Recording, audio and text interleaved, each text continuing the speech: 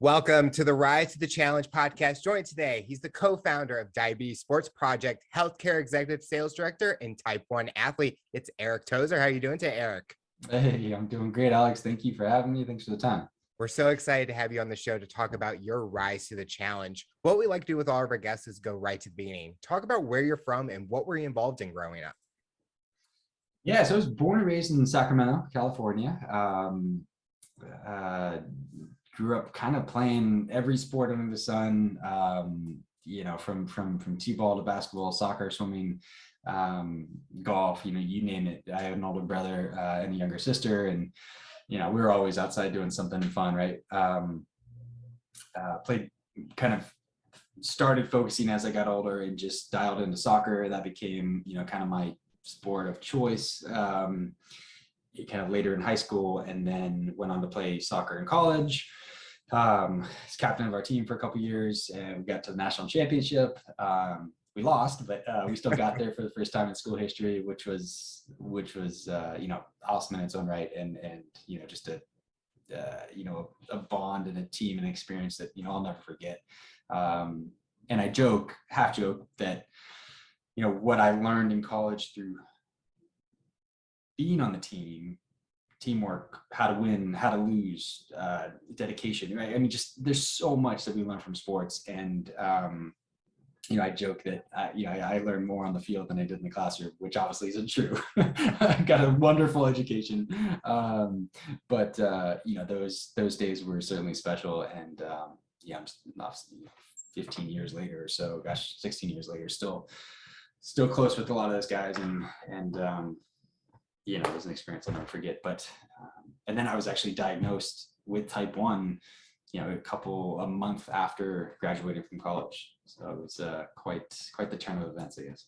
You talked about all the different sports that you played. What made you want to focus on soccer? Yeah, I guess I wasn't tall enough to keep my basketball career going, maybe. I don't know. My dad's 6'6", so I think I lost that height gene. I don't know. That's a good question. Soccer was just, I guess I was good at it. I enjoyed it. I was, it was truly I love the game, and I get that it's not maybe the most popular sport in America, but I can sit down and watch a game and it could be 0-0, but still, get a lot of joy out of it, just because, a 70-yard pass to somebody in stride might, not look like a lot to kind of a non-soccer fan, but there's such skill and finesse in the game, and I think it's a great team sport. It's something that we have 2 young girls, and we've introduced them to soccer. We're certainly not pushing it on them. If they want to play it, great. If they don't, great. But it's been a wonderful sport. I was lucky enough to travel over to Europe and play over there for a bit. We went down to Costa Rica during my college days and played all the professional teams there as sort of a spring training type thing, which was a blast, obviously. So it's just been it was kind of, I saw myself continuing to play and continuing to play professionally. That was sort of my track of where I was headed, and it didn't happen. But I wouldn't change the journey, right? Because I'm here today, and got the 2 amazing kids and a wife and a family that I wouldn't trade for anything. So who knows where it would have been if things had taken a different path. Did you follow major leagues or the professional soccer teams, or any athletes that kind of inspired your play style or things how you were on the field? Yeah, great question. So I grew up. I was born in '84, right? So my 10 to 20-year-old days were in the '90s, early 2000s, and soccer wasn't as accessible as it is today, right? Social media isn't what it is today, and so I didn't get to watch a lot of soccer on TV. But the games that were on, my name's Eric, and during the '90s, some of the only games that were on, or that we could find, at least on didn't get to pay for everything, but were the Manchester United games. It was one of the biggest clubs in the world, so those games were on TV. And their, one of their star players was Eric Cantona, a Frenchman, a forward who's just one of the greatest players ever. And so he's Eric the King, right? And so that was, for me, he's got my name, he's on United, and he was an absolute just world-class player. And so I was nothing like him, but he was certainly, just a joy to watch. And then, that kind of transitioned into the David Beckham days. And I remember just loving the Brazilian team and Romario and kind of that old school group that were just a different level. And so I think you kind of combine all that into it. And it's just something that, I don't know. Yeah, it wasn't really one player, but I just nowadays, right? Like there's such insight and access to players and teams, and it's pretty cool to see, regardless of the sport, right? I think that's one of the good things about social media, just access to what we have, is you get to see behind the scenes of the best in the world, whether it's art, science, sports, whatever. To see the best in the world doing what they do and how they do it, I still find fascinating and insightful and helpful, and try to learn from different things that we pick up out there. Soccer was the first sport I got into, loved it. Then I kind of lost passion, but I never got involved watching it as much until like a few years ago today. And the first league I saw was the Premier League. It was on NBC Sports. I watched, I'm like, I'm so interested.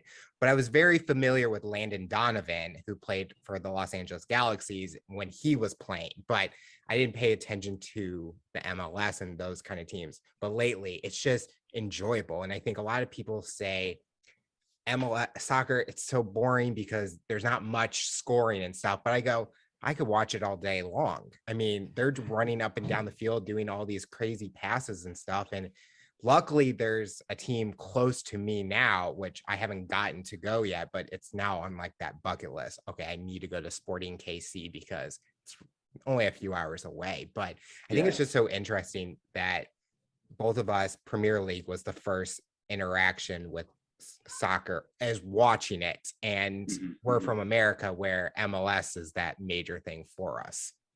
Yeah, and the MLS is, it's been huge strides, right? I mean, when I came out of college, I had a couple tryouts with a few teams, and I think we sent, I don't know, maybe 6 or so guys into the MLS over to Europe or overseas to play during my time. But it was definitely it's changed, right? And I think it's gotten so much better. The skill levels improved, and we're seeing that in the national team, right? Our national team's getting more competitive, which it's just it's a wonderful kind of thing to see as American, as a kind of cheering for our team. But it's also really fascinating to see how sport can change and influence and impact the world. I mean, today more than ever, right? I mean, look, we got something going on. It's just terrible, like absolutely as terrible as it gets. Everything going on in Ukraine right now, it's we could have a 3-hour discussion about it, and it makes me sick to my stomach.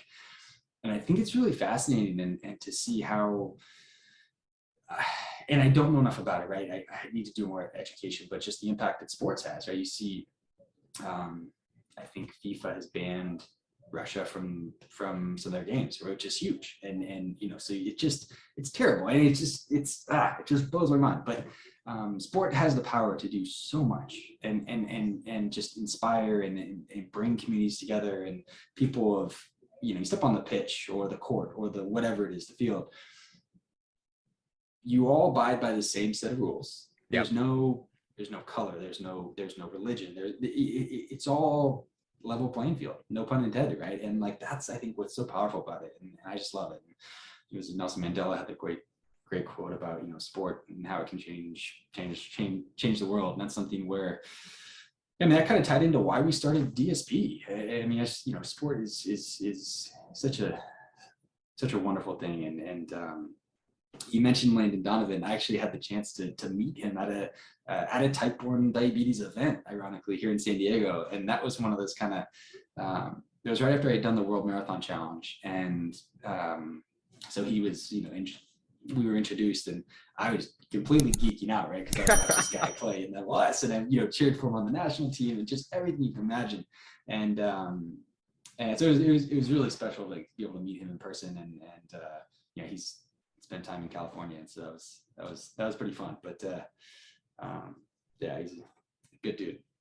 Growing up, did you have any motivators or someone that you were inspired by, or someone that motivated you or an inspiration? Yeah, I I did. I think I was inspired by a lot of people. I know, I was, we grew up watching sports, right? And so I think I had that sense of inspiration from athletes, just being excited by them, wanting to be a professional athlete. And that was my like dream, right? Just to be, I think to be able to dedicate yourself to one thing that you love and are passionate about, and can just do every day is incredible. And again, whether that's sports or playing piano or acting, right? Whatever it is, I think there's that would be really cool. And so I definitely found inspiration. And my dad's from Chicago, so we watch all the Bulls games and be inspired by Jordan and go out and play basketball in the backyard for just hours because of that, right? And I find myself, I've got some amazing family and friends and aunts and uncles that have always been an inspiration to me, but I don't think I realized it when I was younger. I think looking back on it now, kind of, I can see that I was inspired by them, but at the time when I was younger, I didn't appreciate it. I don't think I really understood it. And so now being a parent, being kind of in this in our diabetes space, I find myself being more kind of in tune with the role that I may or may not be able to play to inspire others. Something I take incredibly serious, and I will continue to play whatever role that is until I'm told not to. And if whatever I do, whatever I've done can inspire one person, one kid, one whatever, then I'll keep doing it. But and then vice versa, right? I get inspired now probably more than I ever have because of diabetes. I think having type 1 has given me a greater appreciation for people overcoming challenges, and ours is very obvious, right? It's type 1, and it's but we all have stuff, right? Whether it's a heavy workload or tough depression or anxiety or alcoholism or cancer or you name it, right? There's so many things that we're all trying to go through. Or, oh, by the way, this crazy COVID couple of years, right? Like we all have a lot we're dealing with, and we get through it. And that's inspiring. And I think that we don't always give ourselves enough credit, enough pat on the back, right? I mean, we're doing it, and it's not easy, but we're doing it. And I think if we all kind of take a step back, at least for me, right? Take a step back and be like, hey, we're doing a great job. It's not easy. We're doing it. And let's keep going. You mentioned earlier that your dream job was to be a professional athlete. Were you so focused on that being your main mission that nothing was going to stop you? You weren't going to go in any direction. There was no backup plan. So when you're in college, was it all about the sport, or did you think, what happens if I get injured? What happens if this doesn't go the way that I'm wanting it to do? Yeah, good question. I didn't, I think I was maybe naive, but I mean, clearly it didn't happen because I'm a salesperson in the healthcare space. But I mean, that was a pretty obvious choice. I have a family member who is I'm very, very close with and admire. And you talk about inspiration. It's something that I get a tremendous amount of inspiration from. And, kind of coming off of my senior year of college, we were ranked number 1 in the country. We lost in the first round of playoffs. It was just a terrible way to end any sport career, right? But it kind of coming off of that, and then a couple of weeks later, I had a conversation and was given a job offer, and it was the type of situation where it made a ton of sense. It was kind of a no-brainer to do it. I didn't really have somebody kind kind of in it, kind of sitting on my shoulder saying, hey, that can all wait. Go be a soccer player. Like, go chase that dream. Go do it. And it probably sounds like an excuse, but it was more maybe just kind of a, I saw this as being the right next step for me. And, a month later I was diagnosed with type 1. So who knows what would have happened if, let's say I had went over to Europe and tried to go play, and then I get diagnosed, and then maybe that goes, doesn't end up working out because of it, or who knows, right? But that was sort of my transition, I guess, out of the sports world, and now I'm able to feel that competitive kind of nature with just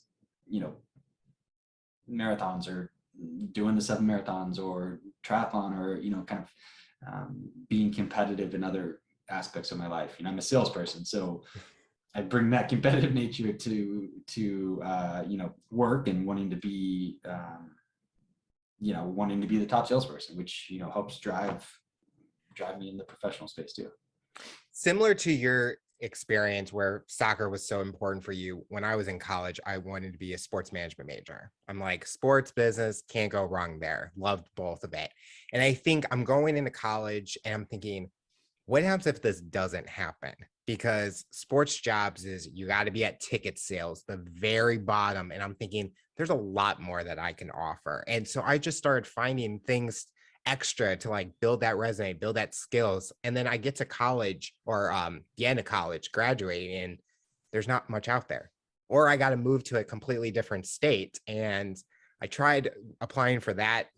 I'm glad I never did that, because I don't know if I could be away from my family, 14-hour drive or something. But I went in a completely different direction, and I think it was the best decision for me.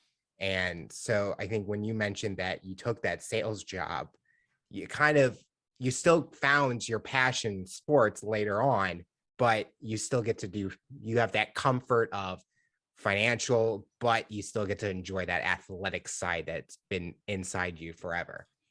Yeah. And it's I still enjoy sports just as much as I did, maybe more, right? And I still stay fit and try to stay healthy, and use kind of sports just in a different way, right? I mean, I'm not in my young 20s, and if I walked out to get the mail the other day, and our little neighbor buddy who's 10 was playing soccer, and so I kicked around for him for 30 minutes, and I'll probably be sore tomorrow. But it's we all have to stop playing at some time, whether you're Tom Brady and you're retiring at the age of 110, or us, right? But oh God, that guy's, I mean, talk about a career, right? To be able to do what he's done at that high of a level is just unbelievable. But we all have to stop at some point, and for me, I'm okay with it. It was a good time to stop it. I think it set me up for, kind of left a little bit of hunger, right? Because we didn't win the national championship, and I didn't get to kind of continue my career on. So then it's sort of left this drive, or maybe just instilled that drive that never really goes away. I don't know. We'll find out. So what you're saying is, when that kid was playing soccer outside, you didn't have that feeling where you want to do that. Wait, so all soccer players are gonna get mad at me because I'm gonna explain this horribly. What is it, that the wheel kick or something? It's like you go backwards and kick it. Bicycle kick? Yes, that. Yes. You didn't want to try a bicycle kick, see if you still had it in you? I would probably pull a muscle, but yeah. So for listeners, Eric and I both are going through similar rise to the challenge moment with type 1 diabetes. So Eric, I want to ask you, what was the moments leading up to the diagnosis? Did you notice something that was happening before you got the news? What was going on there? Yeah, I was completely naive. I was actually traveling around Europe. So like I said, I just graduated college, went over to Europe for about 2 weeks. And during those 2 weeks, I lost 20 pounds. I was eating and drinking nonstop. I didn't, but I mean, I didn't even know that those were symptoms to look for, right? I was having to go to the bathroom, right? All the classic type 1 symptoms I was having. but I didn't know that they were something. I didn't think anything was wrong, right? So I just assumed, it's all these big German beers and croissants that's, making me lose weight. But no, but I was very lucky, right? Because I came home in time to be diagnosed, as opposed to, if I had been there maybe a week or two more, I probably would end up in, a French hospital or something, Yep. and then sent home. So I was fortunate to kind of be able to come home, and I actually stepped off the plane, and my parents were there, and my mom at the airport, she says, "You look sick. I think you have type 1 diabetes." And I explained to her what had been going on. She's like, "I think you have type 1. I have zero family history. I think I have, oh no, I take it back. I have a second or third cousin, right? But no immediate family with type 1 or type 2. So it was truly a, autoimmune response that, something happened, right? And it was a complete shock. And, so then it's like, okay, world's flipped upside down. But I can remember on the phone call with the doctor when I got the news, and in that moment, I remember exactly where I was seated. I was at my parents' computer, and I remember the phone, and the doctor told me the news, and I remember thinking, okay, cool, like, this sucks. There's no cure. I'm gonna have to, deal with this the rest of my life. But what do I need to do to kind of take control of it and do what I want to do, live the life I want to live? And it was maybe a little naive, but at the same time, I'm like, I don't know much about this thing. I know that there's, I got to take shots and check my blood sugar, but I'm still going to live whatever life I want to live and not let this thing control me, right? And so I credit those sports days, right? And being that competitor, and just saying, okay, I don't really know much about this type 1 diabetes thing, but I know it's not going to be as strong as me, and I'm going to do whatever I need to do and want to do and make it fit into my life, as opposed to the other way around. So I got diagnosed when I was younger at 10, and you said you got diagnosed at 22. Would you have rather have gotten it at a younger age and experience life, sports, being an athlete with it, than you lived your life, you got through college, that kind of phase, and then after you got diagnosed? I always ask this question because every diabetic I meet, we all are in different ages, different stages of our lives. And it's one of those things, like, I kind of wish maybe I was older, but I think I liked being younger. So what would you say for you? Would you rather have been younger, or do you think it was perfect timing in a way? That's a great question, and I'm not surprised to hear that it's sort of a split panel. I think that kids, I work with, I'm out in the community a lot, right? I think I've done 100 keynotes in the last year, right? So I'm at children's hospitals, diabetes camps, wherever, and I work with a lot of kids, and I see what they go through. And having not been a teenager, not being a middle schooler,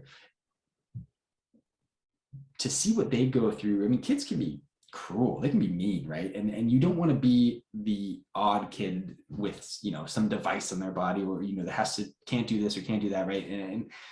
And so to see what, kids go through those middle school and high school years and college years managing type 1, they are way stronger mentally than any other kid, teenager, college kid out there, because what we have to go through every day makes us that much stronger without even realizing it.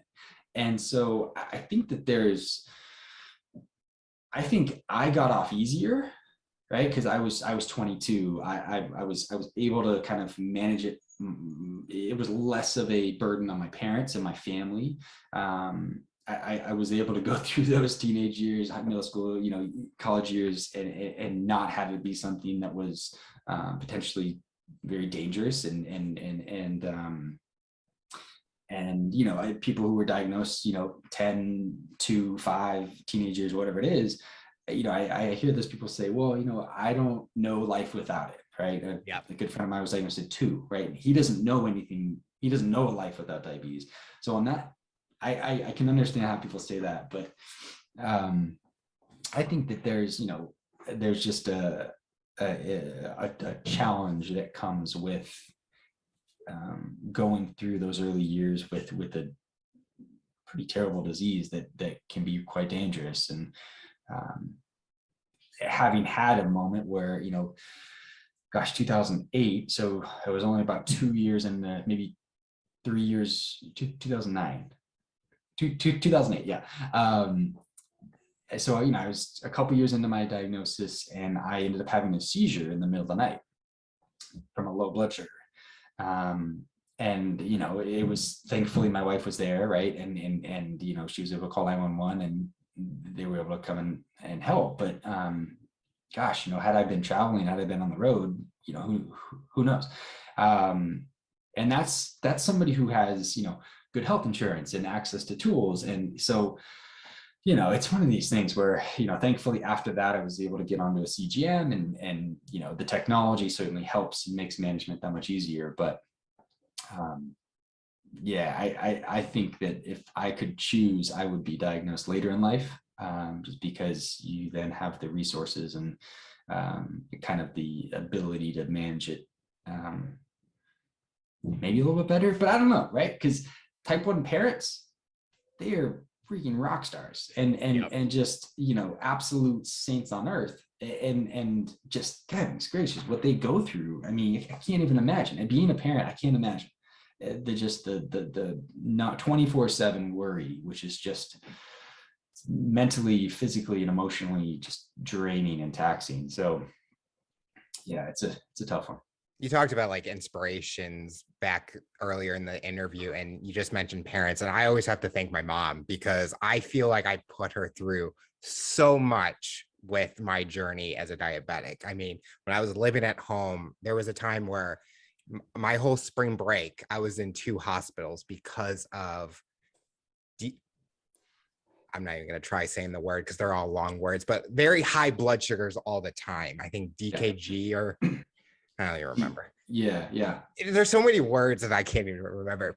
And then there'd be times where she would have to, even at the young age, I change blood sugars at the doctor. She's got to wake up at 3 a.m. to make sure I do it. And then now living on my own, and she's getting phone calls, and there's times where I was actually living away from her, and I woke up, didn't know where I was. And I'm like answering phone calls for work, and my boss was like worried because I didn't show up to work, and I ended up having a seizure in the middle of the night, and they rushed me to the hospital, and she's 2 hours away, and she's like, I'm not working, canceling. She drove up. And Yeah, this is so hard to, like, these parents and what they go through, and they see, and they feel so helpless because they don't know what to do, because we're the ones going through it. We know what our bodies are feeling. So I always had to thank her, because I feel like she could have, I probably stressed her out. She probably has gray hairs because of me, because of the stress I put her through. But I feel that it's like life living with it. I'm going into my 16th year with it. And it's just, I don't know anything else. I mean, but I wish I got to experience college normally, but I think it taught me a lot. What's the biggest thing diabetes has taught you about yourself? great question. Really good question. I mean, I think that I remember I gave a talk up at the Nike World headquarters, and they have this sign on the wall inside one of the buildings, and it says, just do it is their slogan, right? And it says just DO and then NTQU, but the NTQU is crossed out, and then IT. So it says just don't quit, but the N and the T and the Q and the U are crossed off. So it says just do it. And I remember seeing this sign, and this was like 6 years ago, and it stuck with me and still sticks with me. I took a picture of it, and I see it regularly, and it makes me kind of remember this, right? But when I was training for the World Marathon Challenge, I remember thinking about that sign, and somebody had asked me, what happens if you quit? What happens if you give up during this race, during the 7 marathon thing around the world? And I think they were maybe trying to be funny, but maybe also serious, because it sounded crazy to them. And I remember thinking that we, as type 1s, we can't quit as it relates to type 1, right? If we quit, we die. Yep. It's a harsh reality, but that's the truth. And I've said this before, but I firmly believe it. because of that, like we were saying, we get a little bit stronger every single day because we're getting through this challenge and we're facing it every day. And so when I was training, I was, I'd read everything I could and listen to everything I could as it relates to mental toughness and mental strength and everything like that. And then I thought of that factor that we can't quit. And so we are incredibly strong mentally. And as soon as that kind of clicked with me, I'm like, oh my gosh, that's a huge advantage. And so we kind of apply that to any facet of life, anything we face or need to overcome. I think we're stronger and maybe better prepared, and nothing against people without diabetes, right? But I think that we have this command and the strength that we don't always recognize, and call it making lemonade out of lemons or whatever, right? But like I think that there is this strength that we get because I've seen it in kids, I've seen it in adults, I've seen it in people who do what we do. And also it transcends diabetes, right? People who get through, we all have challenges that we face, and people who get through those challenges every day. And I think it's a really important reminder maybe to take a minute and just kind of recognize that, because diabetes is hard, and people die from it, right? And we who are, if someone's listening to this, that means that they're in a position to have either a phone or a computer or something, right? So we're better off than a lot of people out there who manage this disease with just test strips and have to ration insulin. I mean, there's incredible kind of inequities in the diabetes world. And so how fortunate are we that we have CGMs and pumps and access to everything we can imagine here in the States. So it's taught me so much. But I think that kind of anti-quit, that mental toughness has been one of the biggest, kind of made one of the biggest impacts on my life, and also just to not kind of take anything for granted, right? Yeah. I mean, life is short, and it's cliche and it's corny, but it is so short. And I think having kids has kind of highlighted that for me, because they're turning 6 and 9 this year, and it flies by. And I think it's important to use whatever we have and whatever kind of challenges we're faced to not just get through them, but also maybe help others and inspire others and show others that I can get through this. You can get through what you're going through too, right? And that's something that I tell a lot of people as it relates to this 7 marathon thing. Was, hey guys, look, if I can run 7 marathons in 7 days around the world, trust me, you can do whatever it is you're going after too. Talk about that journey getting into marathon running and being an endurance athlete. Did it kind of go working well with you being into soccer? And soccer, you're running a lot, so it kind of parallels perfectly. Yeah, a little bit. I mean, I joke because I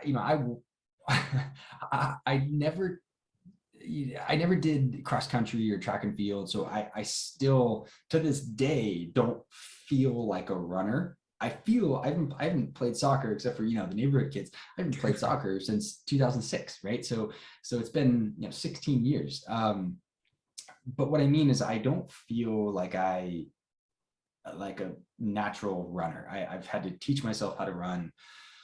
I don't have a coach. I kind of just make it up as I go.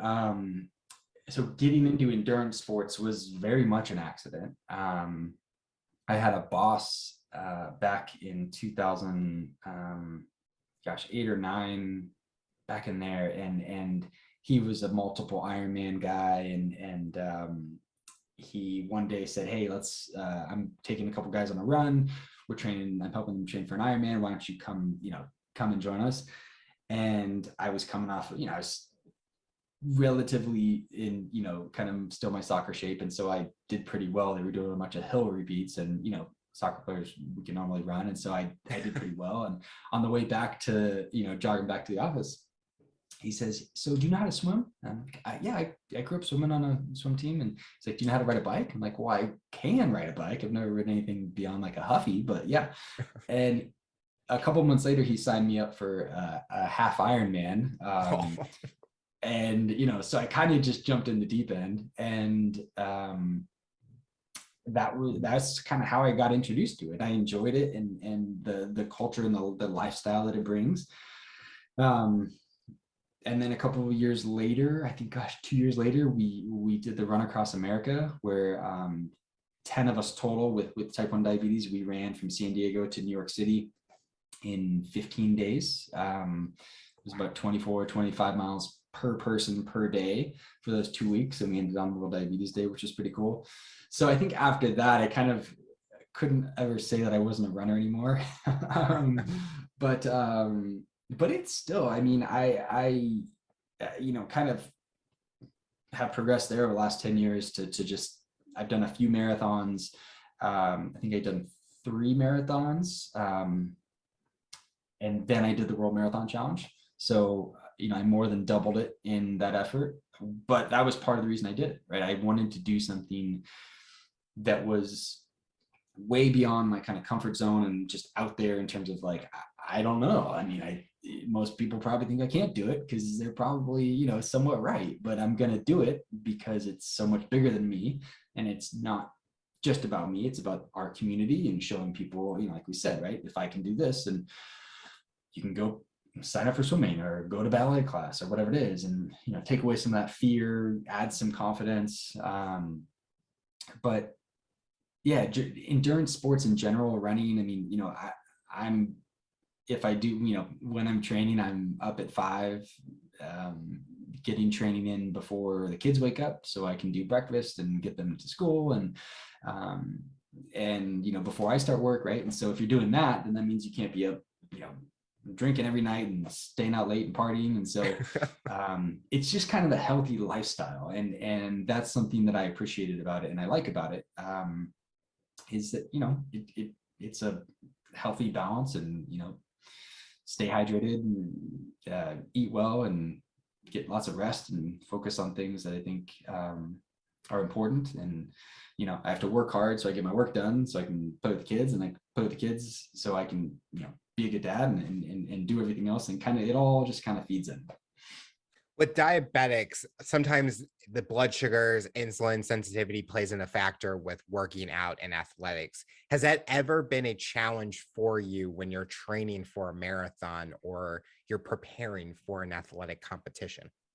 Oh my gosh, yeah, 100%. I mean, I would be a wealthy man if I had a nickel for every time diabetes got in the way, right? I mean, I can remember days where I mean, it literally happened this week where I was rushing. I had like a 60-minute window between a couple meetings, and I'm like, oh, I'm gonna head out for like a quick 40-minute run. I'll be able to get back. And I didn't have the foresight to check my blood sugar to see where it was trending. And I get a mile out, and my blood sugar's crashing, right? And so it was one of the few times. I mean, it doesn't happen often, right? Because with the devices we have now, and we have great insight and great technology and algorithms, and I wear a tandem pump, and that can help kind of auto regulate how much insulin is being delivered or not delivered.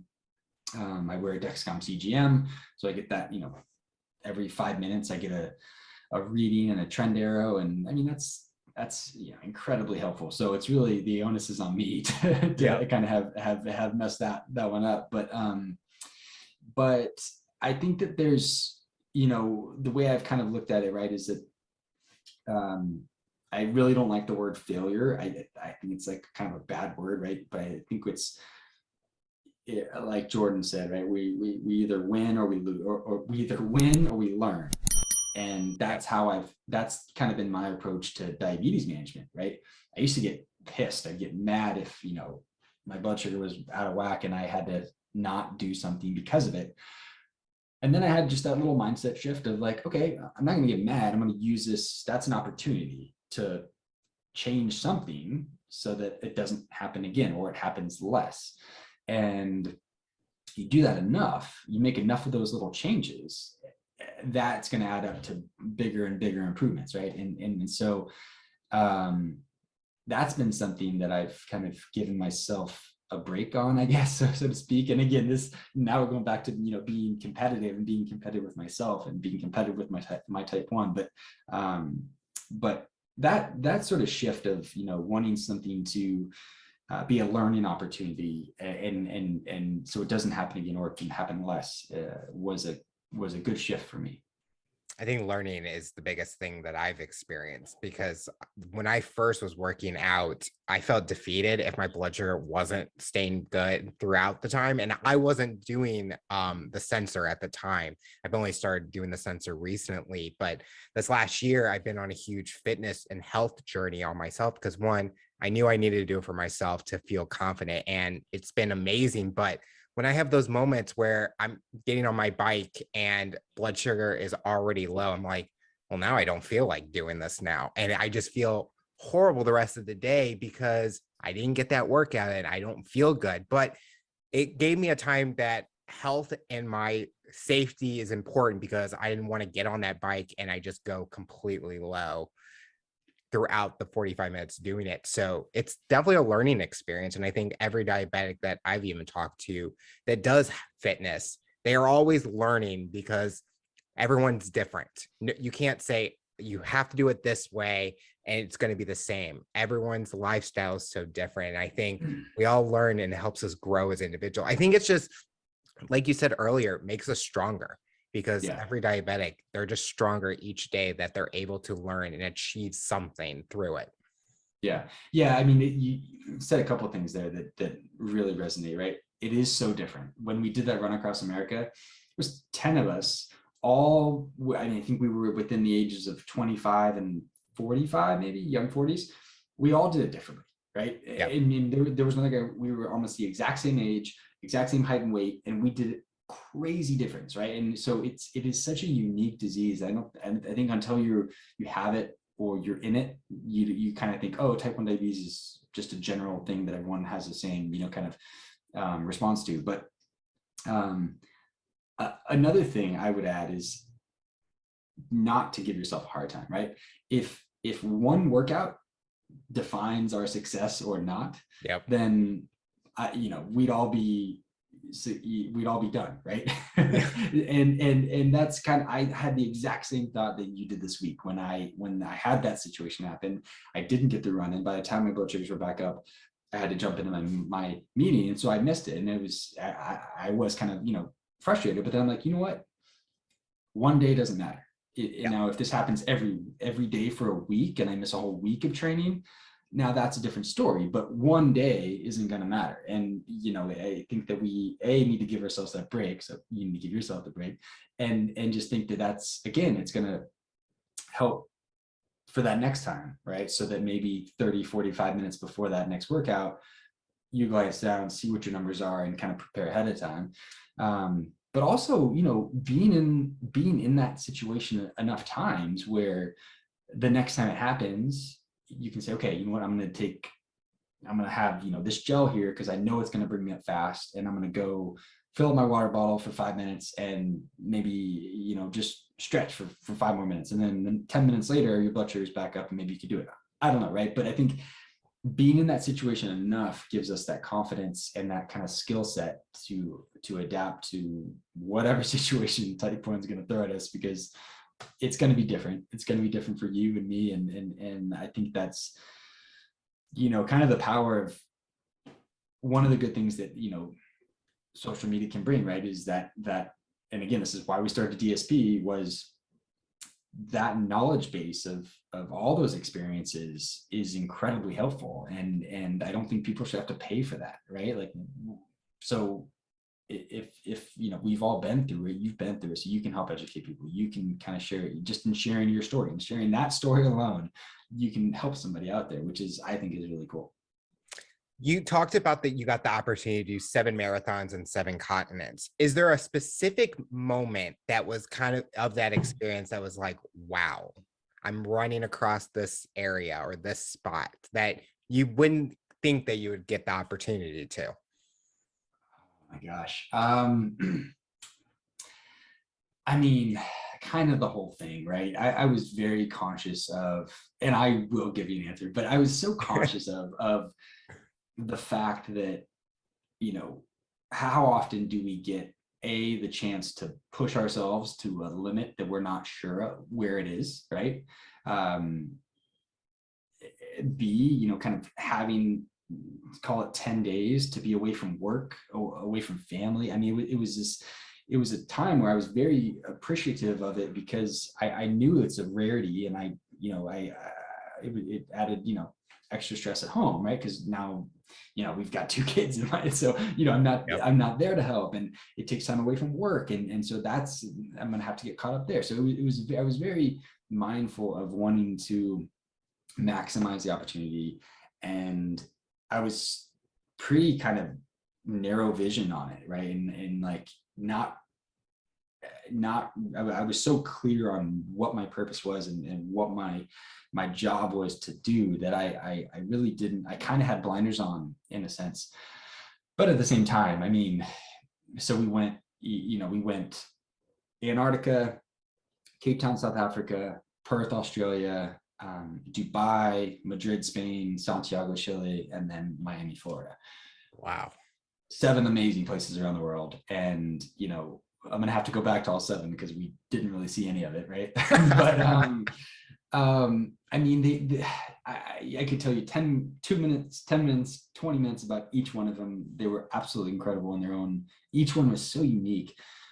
But I mean, Antarctica was probably the biggest, like, just sit back and enjoy this for a minute type of place, because it's Antarctica, and it was so different. It was the only place where I ran without headphones, just because I wanted to experience every bit of it, and every kind of slush of the snow, or the sound of the wind whipping around, and it's complete white, not a sound. There's nothing to see. It was this little like science research station, obviously in the middle of nowhere, Antarctica, and it was.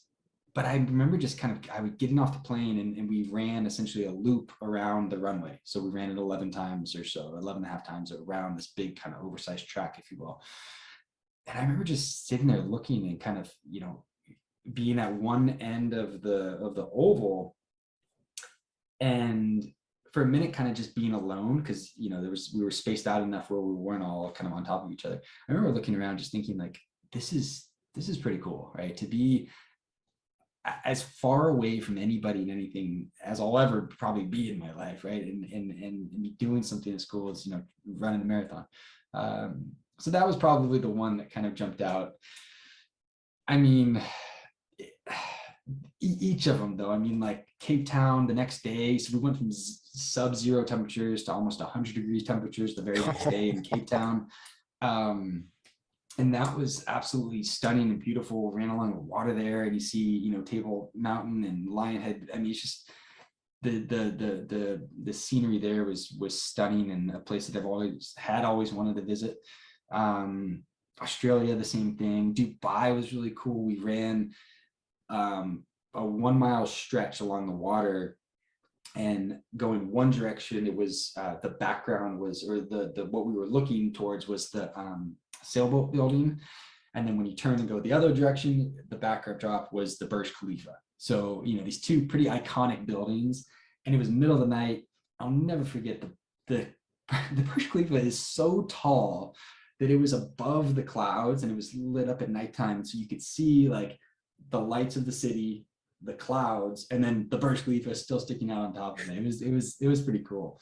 And then, I mean, Madrid, we ran on the Formula One racetrack. That was, it's like 2.1, I think it was 2.1 mile loop. And a group of Chinese supporters came out for some of the participants, and they were just full like cheering section. There's probably 30 of them, and just they were at the same spot of the course every time, and then they went and cooked food for everybody, and it was so delicious. And it was just one of those things that you don't expect, you don't plan for, and just kind of an unforgettable moment. But I think that a single moment that for me is one that I'll never forget was the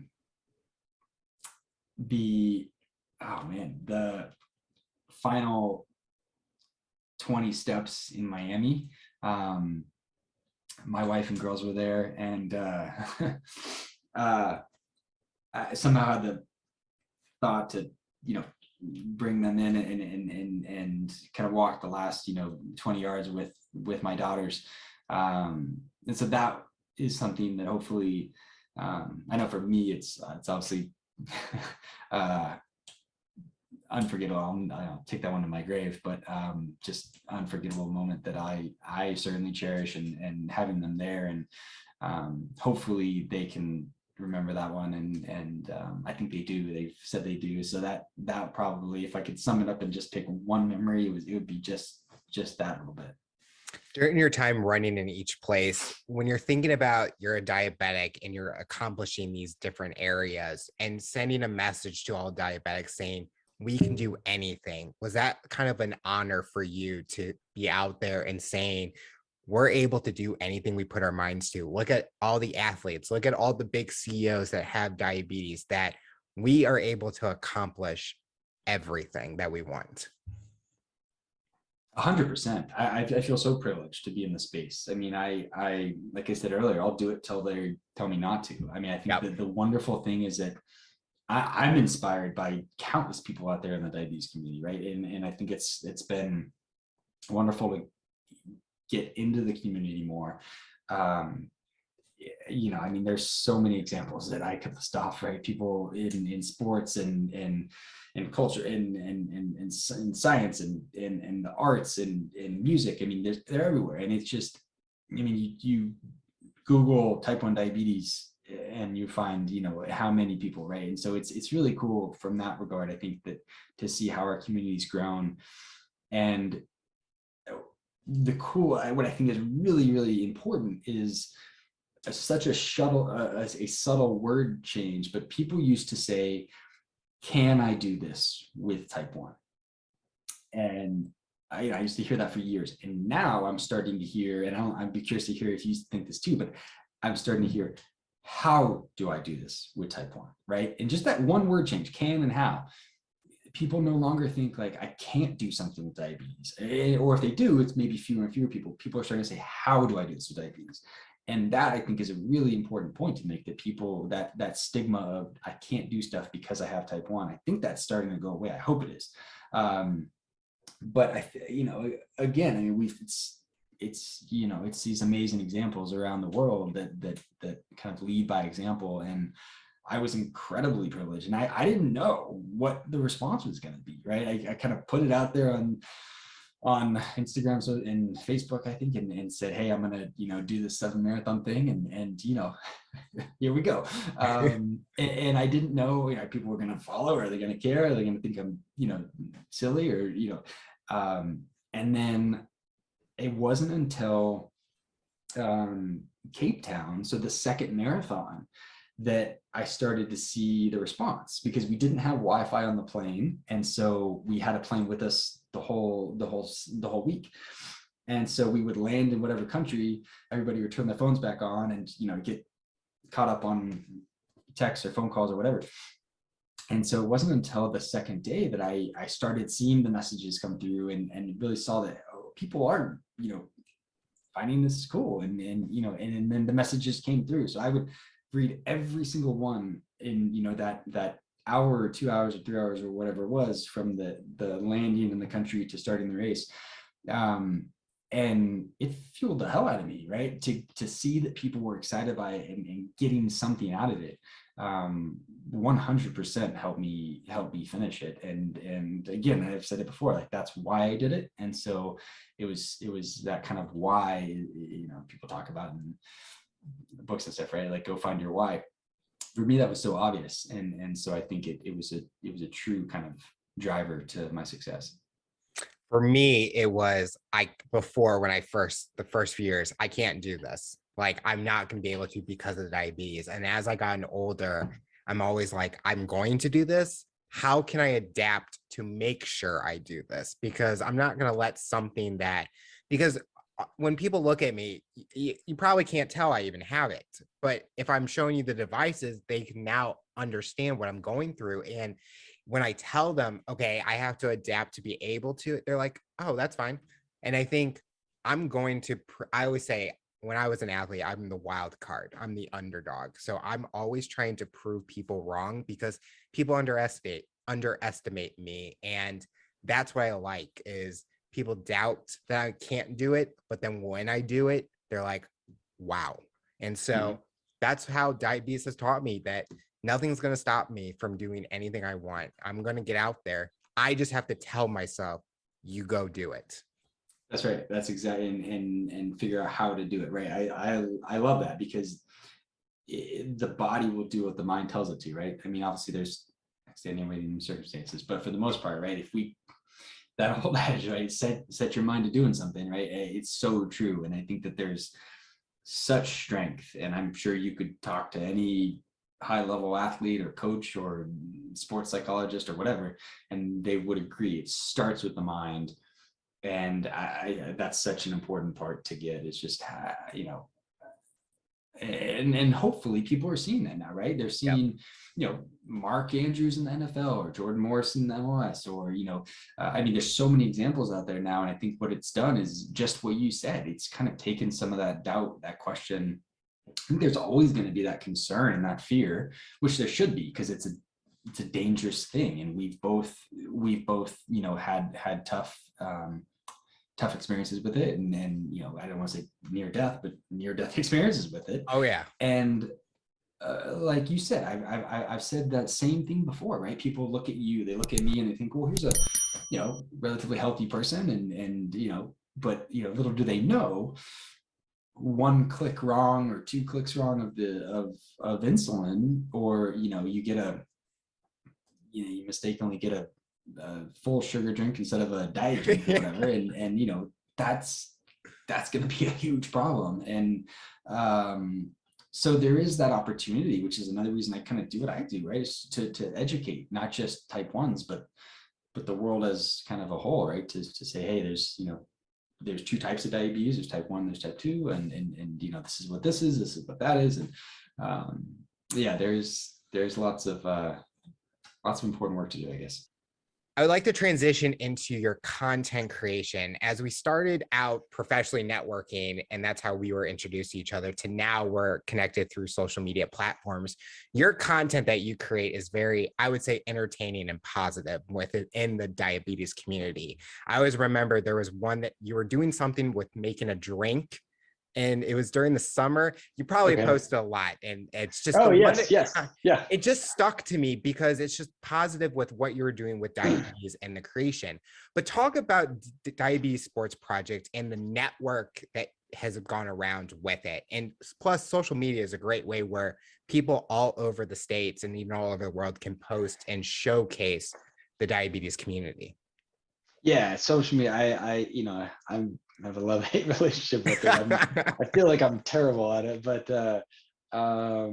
yes, I remember that post, and we made a summertime cocktail, and our house has kind of become, I think especially during COVID, right, where you know, we're so lucky that we have a backyard and we have a pool, and we're just so fortunate, and so we welcome, you know, our friends and family, and our bubble during COVID was pretty tight. And so they, you know, it was essentially 10, 12 of us, right, and that was our bubble. And so we all did stuff together and almost every weekend. And so and it was wonderful, right, just and again, we're just so lucky to kind of have our health and our jobs, and be able to have gotten through it together. And so that was sort of one of our, I think we almost did it as like a joke, like, you know, like how fun would this be to, you know, kind of create this cool, fun drink. So, you know, I put stuff out there that I feel like I don't, you know I don't post a lot. I don't post every day, right? Because I try to say something when I have something to say. Yep. You know, I've struggled, you know, not to, you know, get too deep here, but this I had a my best childhood friend committed suicide. The first, is December 31st.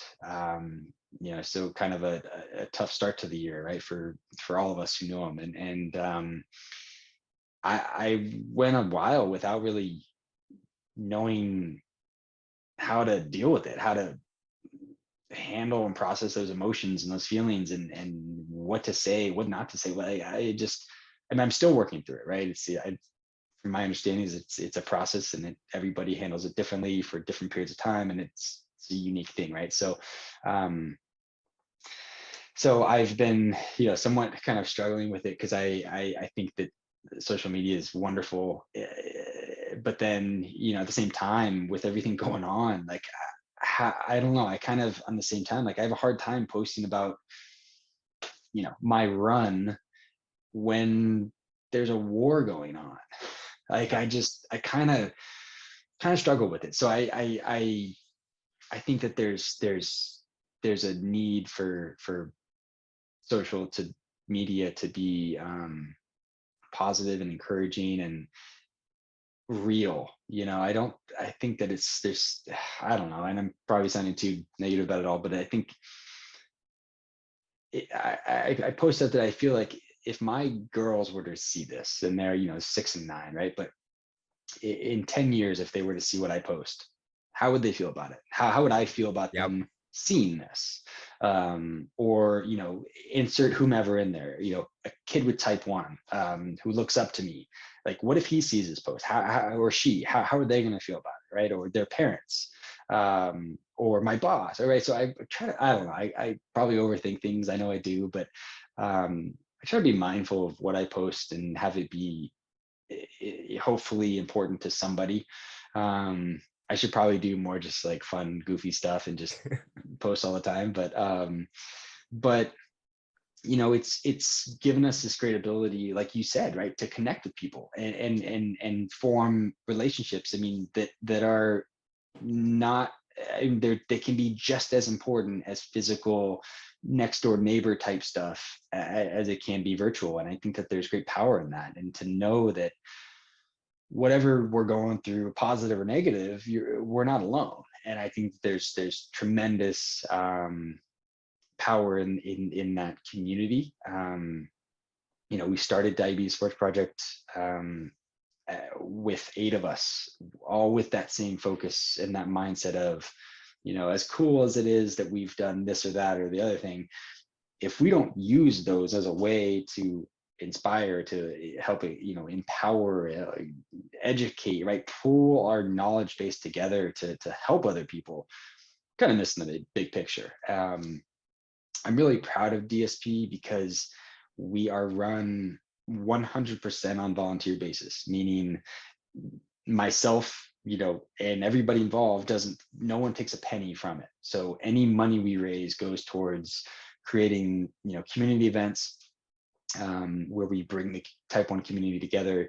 We help pay for people to be there and do it, because type 1 is crazy expensive, right? I mean, anybody, I mean, you saw the State of the Union, right? Or, type 1 insulin prices, device prices are just unbelievable. I can't count the conversations, or the fights, I guess I should say, with insurance that I've had on the phone, right? It's absolutely criminal. And so our thought is bringing the type 1 community together to take part in whatever, a Ragnar relay or a obstacle run or a marathon or whatever it might be, is incredibly powerful and can truly change lives. And we've seen it. We have the emails and the letters of thanks to prove it. And so if we can remove that monetary kind of component of it and get it, so people can do it for free, then we should do that. I wish other organizations would do that, because to make somebody raise $10,000 to run a marathon with them, I can't do that. I've never been able to participate in something like that, because I can't go ask or raise $10,000. I mean, shit, if I'm going to raise $10,000, that could help pay for my insurance. I mean, for my insulin, or help pay for insulin for people who need it and who can't afford it. So I don't know. We're trying our best. We're trying to lead by example and say, hey, this is one way to do it. You know, because we don't do it the way that other organizations do it. Our bank account is probably many commas less than the others, but that's okay, right? You know, we fully support fundraising for every Yep. and any organization out there. You want to raise money for DSP? Great. You want to raise money for JDRF? Anybody else? Awesome. Like, I can't count the amount of events I've done to support those organizations. They're wonderful and they're so important. We've just taken the stance of trying to do stuff that's different and can bring people together regardless of their economic situation, because there is such inequality in around the world, but you know, here in the States alone, right? And so if we can do that, great. I think we've grown from, you know, the 8 of us to over 150 athletes now around the world, which is really Wow. cool. All walks of life, all kind of, you know, from Fiona, who's a world champion stand-up paddleboarder, to you know, Casey, our co-founder, who's done like 14 Ironmans, Nicole, who she won a marathon, Sophie, who just last month won a half marathon. I mean, some incredible athletes out there whose stories, hopefully, and I know they do because I get messages every day about them, inspire and change lives, right? It changes how people view this disease and how parents view their child's future, which, I mean, what literally could be more important than that, right? And Yep. so that's something that we're really excited about and proud of. You know, we've had a frustrating hiatus because of COVID, and just we err on the side of caution just because, you know, we don't have a bank account if something does happen to help pay for whatever medical bills, and that's a unfortunate reality. But you know, when you don't have millions in the bank, Yep. you're somewhat limited. So probably going to get me in trouble for saying that, but you know, we can stand behind it and with confidence and know that we're trying to do the right thing. And you know, like I said, if we can help one person, great. And anybody else is gravy on top of that. I think social media has played such a big part for me with connecting with other diabetics. I think just learning and hearing about other stories and what they go through and just learn. I think we talk about learning a lot in this interview, and I've had the chance to meet through social media and then get to interview them. And it's just amazing just to hear everyone's story because we're all different. But continuing that through social media and how I can see what you've done or what you're doing and how you can see what I'm doing. And we're just learning more about each other. It's amazing because you can connect with people all over the world. And I think during this time, it's so important that we're there for each other. And the diabetic community is just so supportive, no matter where we're located and what we're all going through. I think it's just amazing what you guys are all doing. Yeah, everybody too, right? I mean, it's you know, people often ask like, how do I become part of DSB? I'm like, you kind of already are, right? Just the fact that you it's not about being fast or the fastest or, you know, doing this race or that race. It's about that outlook of, like you said, right? I have this disease and I'm not going to let it stand in the way of accomplishing whatever I want to, and whatever goal I'm going to go after. I'm going to not let type 1 stand in the way of going after it. And we're going to be there to help coach and educate and encourage for the whole thing. So, what does the future look like for you? What are you hoping to accomplish both personally and professionally in the next few years? It's a great question. I Anything in the books, another Yeah, marathon? there's some pretty cool things in the works. I can't really talk about just yet, but No um, exclusives. Oh, yeah, I wish. Yeah, we've got some pretty massive thing that we're working on. And if it happens, it's going to change the diabetes space in a pretty major way, and we're really, really excited about it. So that is hopefully going to be kind of the next big thing. There's lots of stuff happening out there. I think after being, kind of in this space for the last 15 years, and, going and speaking, I've honestly lost track, which is a great thing. I'm more than happy to pass the torch to whoever else, but I don't have, outside of, if this big thing ends up happening, I'm not entirely sure. My kind of priorities are my family and my career, right? Family and staying healthy, and my, kind of working hard at what I'm doing, and whether that's, the 7 marathon thing, or being a dad, or being a salesperson, kind of just giving that 100%. So I know it's not the most exciting answer right now, but hopefully in the next month or two, we have a very exciting answer I can give you retroactively.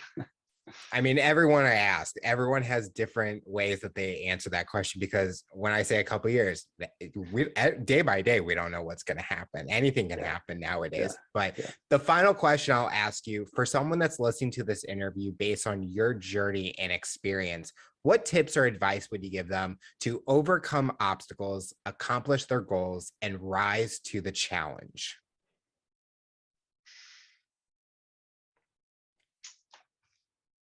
Short answer, don't let anything stand in your way.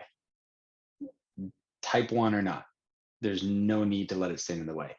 Are there different ways we need to handle it because of diabetes or any other challenge? Yes.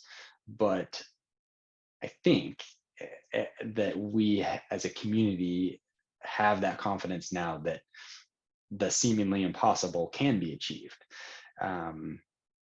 It's sort of, we're already getting through the challenge. We do it every day.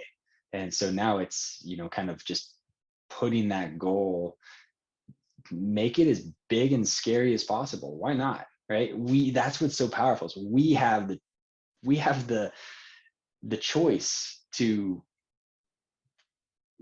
go after whatever we want, right? And address any situation in the manner we want, right? Yep. I think that there's such power in that, and it's such a cool thing that we can say, okay, hey, this is happening. Do I want to be mad about it? Do I want to be happy about it? How do I want to? We have the choice to react to things the way that we want to, and set goals that we want, and that's a really cool thing. I tell it to my 5-year-old, my 6-year-old, right, and say, hey, her birthday is this weekend. That's like I know how old she is, but that, kind of setting a goal, and then when you hit it, set another one, and just keep going after that. And I think that we have the skill set through managing type 1 to be able to go after whatever we want, and hopefully people see that there's resources out there.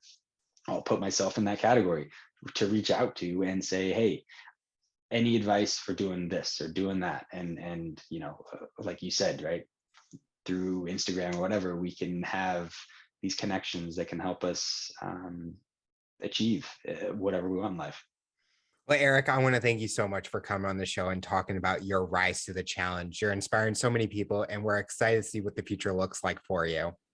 Thank you so much for having me, truly, and all that you do for not just our diabetes community, but community as a whole. I'm a big fan, so thank you for having me on.